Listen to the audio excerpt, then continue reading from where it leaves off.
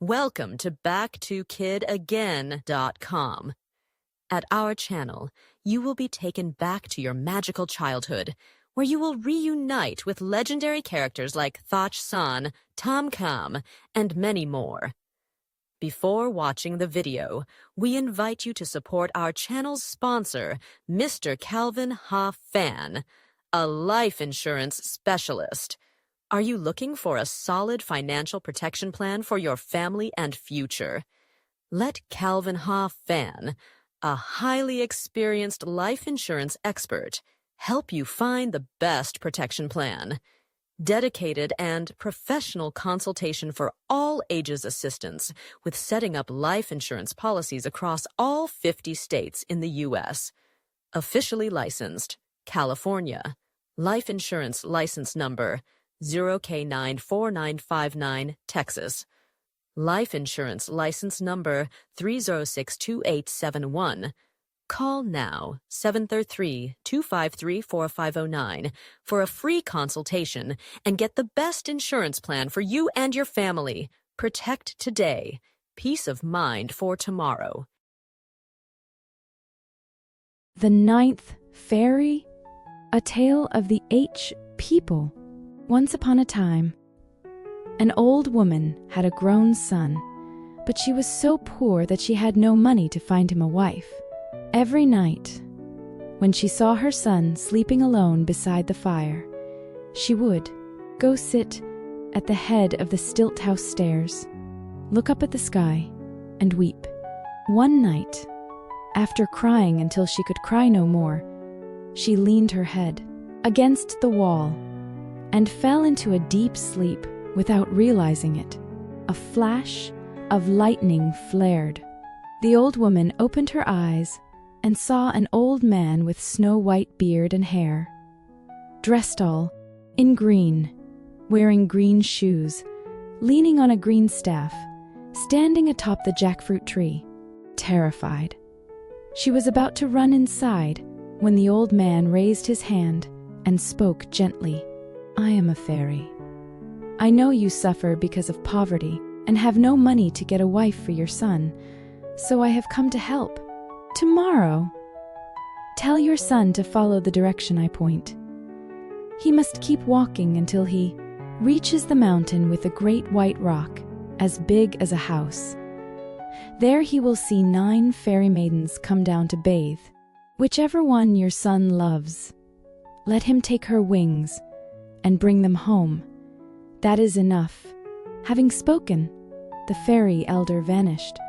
Overjoyed, the old woman pushed open the door, blew the hearth fire into bright flames, woke her son, and told him everything that had happened.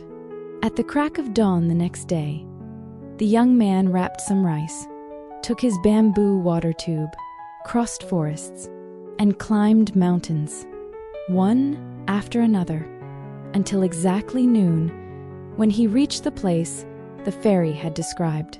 A scene of breathtaking beauty unfolded before his eyes. A lake of deepest emerald, clear as a mirror, with a path leading down to the bathing spot. On the banks, fragrant flowers and strange grasses bloomed in brilliant color, dancing with bees and butterflies. The pebbles glittered like diamonds. Feeling the sunlight tremble, he shaded his eyes and looked upward. From a rosy cloud, 9 fairy maidens in flowing white robes descended slowly. The poor young man hid behind a bush and watched. The 9 fairies landed on jade slabs, removed their wings, and waded into the water. The water was crystal clear, their skin dazzling white. Each one was as beautiful as the rising sun. Yet the 9th was the gentlest and most beautiful of all. Her hair was black and long like a flowing stream. Her laughter rang clear and sweet like a flute. Her mouth was more lovely than blooming flowers. Her eyes shone like stars. Whatever she gazed upon glowed as though bathed in 100,000 rays of light. The young man crept forward, stole the wings of the ninth fairy, and hurried home. The heavenly drum beat 7 times, now slow, now fast, signaling the hour the fairies must return to the celestial palace. The 8 elder sisters came ashore, put on their wings, and flew away first. The youngest, still playfully splashing in the cool water, came up last. Her wings were nowhere to be found. In panic, she ran frantically along the shore. The drum kept beating urgently. Soon the gates of heaven would close. She searched desperately, but found nothing. Seeing human footprints on the fine sand and leading down the mountain, she knew someone had taken her wings. Hastily fastening her robes, she followed the footprints. By late afternoon, she reached a small lone stilt house at the foot of the mountain. She stood hesitating, unsure where to go, when the old woman came up and greeted her kindly. "Child, the roads are long and lonely. It is dangerous for you to travel alone like this. Come into my house, eat, drink, and rest tonight." Seeing the old woman's gentle face, the fairy threw herself into her arms, and Hel sobbed, telling how she had lost her wings and could not return to heaven. The old woman led her inside. The young man came out joyfully to greet her, then went into the forest to gather bamboo shoots and mushrooms for his mother, to cook soup for the girl. That night, he sat and played the sweet, plaintive kori, a stringed instrument like the Vietnamese 2-string fiddle, so she could sleep peacefully. 1 month passed, then 2. At first, the 9th fairy missed her father and mother terribly, but the tender care of the old woman and the kind, hard-working young man gradually eased her sorrow. In the mornings, she went with them to the Swidden fields and into the forest. In the afternoons, she fetched water from the well with the village girls. Half a year later, the old woman's son married the fairy. Husband and wife lived in perfect harmony and happiness. The villagers compared them to a pair of shrikebirds, both beautiful and industrious. The husband never once spoke a harsh word to his wife. Every afternoon when he returned from the forest, he always tried to bring his mother and wife a tube of fragrant wild honey, a bundle of sweet vegetables, a bunch of bamboo shoots, or a basket of tender young corn still milky and sweet. 2 seasons passed, then 3. On a night, when the moon was perfectly round, the 9th fairy gave birth to a handsome baby boy. From then on, the house was filled with even greater warmth and joy. But one day, while the sky was calm and clear, thunder suddenly roared in fury. Black and gray clouds filled the heavens. Red fire and fierce lightning flashed. The wife had just carried the child out to the western end of the veranda, when suddenly the thunder god leapt down into the yard, hammer in hand. His face full of rage, he declared that he had been sent by heaven to seize the fairy and bring her back at once. If she refused, he would kill her child, her husband, and her husband's mother. Out of love for her child and husband, the fairy collapsed in tears, ran inside, took 3 long bamboo tubes filled with her milk, gently laid the baby on the mat, cut a lock of her hair and left it for her husband, then followed the thunder god back to heaven. When the old woman and her son returned that evening, the fairy was gone. Only the baby slept beside a lock of his mother's fragrant hair. Seeing the scorched and broken trees, they knew something terrible had happened. The husband, carried his son on his back, walked down the stairs, went into the forest, looked up at the sky, and wept for 9 straight days and nights. His cries of grief and injustice choked his throat and broke hearts. Hearing of their plight, the villagers pitied them deeply and gathered to help.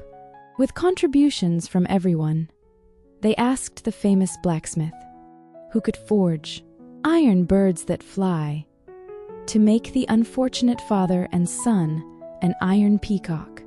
Once the iron peacock was ready, father and son climbed onto its back and soared into the sky. They passed through pink clouds, silver clouds, green clouds, and reached the Ganges River near the gates of heaven. But the iron peacock could not cross the river. Fierce winds howled, and waves roared. 5 or 7 times it tried to rise, only to stagger and nearly fall. Father and son were forced to remain on this side. One day, the wife came to the river to wash clothes. The little boy saw his mother and called out, "Mother!" She turned, and husband and wife saw each other across the water, yet could not come close. In unbearable pain, they covered their faces and wept. The people of Poling village, the village of heaven, saw this and were filled with compassion. They went to plead with the celestial court to let the couple meet. Heaven refused, saying the 9th fairy was soon to be married to a young man from a noble lineage. Undaunted, the villagers of Poling sent delegation after delegation, demanding justice. At last, the Jade Emperor issued a decree. If the husband of the 9th fairy could accomplish the following tasks, he could take the daughter of heaven. First, in a single day, he must gather every sesame seed scattered over a swidden field, as long as the distance a bird can fly without resting. Second, he must eat all the ripe wild chilies in an entire chili forest. Third, he must build a magnificent house of pure diamond in the middle of the rushing Ganges. Out of love for his child and his wife, the husband accepted. The next morning, father and son rose very early to pick up sesame seeds. But by noon, when the sun stood directly overhead, they had barely gathered any. Seeing this, the fairy elder recited a spell and summoned a huge flock of sparrows that swooped down and finished the task in no time. But how could anyone pick and eat an entire forest of ripe red chilies? The husband tried. His stomach burned like fire. His eyes turned red, yet he had eaten only a few. The fairy elder again cast a spell, and a flock of birds dove down and devoured the chilies in moments, leaving only bare branches. To this day, the Acher people say the red-rumped bulbul got its red rear from eating those chilies to save a man. Now came the final task, building a diamond house in the middle of the swift Ganges.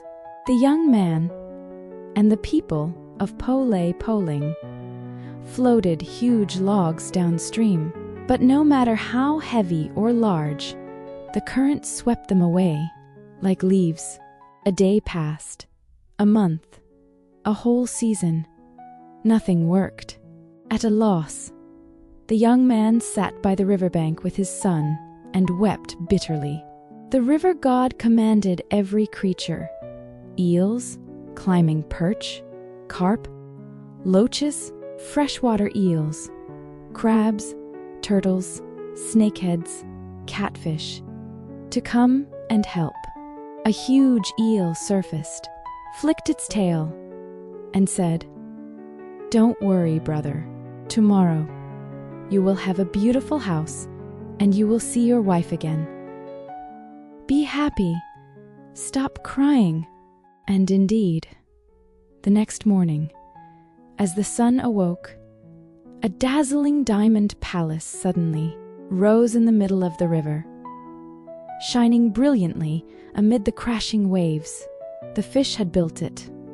The great eel became pillars, snakehead fish the ray, floor, climbing perch, and carp the roof, catfish the beams, turtles the hearth, crabs the gong hooks, while eels and loaches linked tail to tail, forming a magnificent bridge from the bank to the palace. When the Jade Emperor and his wicked courtiers saw how beautiful the house was, they finally allowed boats to carry the poor young man across to his wife. The evil ones gleefully carried rice, grain, gongs, and jars into the Diamond Palace, noisily preparing a celebration feast. But the moment they lit the fire to cook meat, the turtle hearth became too hot on its back and rolled straight into the water. At once the eels, snakeheads, climbing perch, catfish, all rolled after it. The palace collapsed, drowning the whole crowd of wicked gods in the rushing river full of crocodiles and giant catfish. The sky is high and far, the waters vast and white. From that day on, the ninth fairy and her husband ruled the heavens together. They send down rain to cool the earth and sunshine, so that trees and plants grow green and flowers bloom in all 4 seasons. From time to time, they put on their wings, fly down to bathe in the jade stream, then return to visit the old mother and the people of their old village. The end. Cảm ơn bạn đã dành thời gian xem video. Nếu bạn thích nội dung này, đừng quên nhấn like để ủng hộ mình, share video để lan tỏa những câu chuyện hay và subscribe kênh để không bỏ lỡ những video mới nhất. Nhớ bấm vào chuông thông báo để nhận ngay khi có video mới nhé. Hãy quay lại kênh thường xuyên để cùng nhau khám phá thêm nhiều câu chuyện thú vị. Hẹn gặp lại bạn trong video tiếp theo.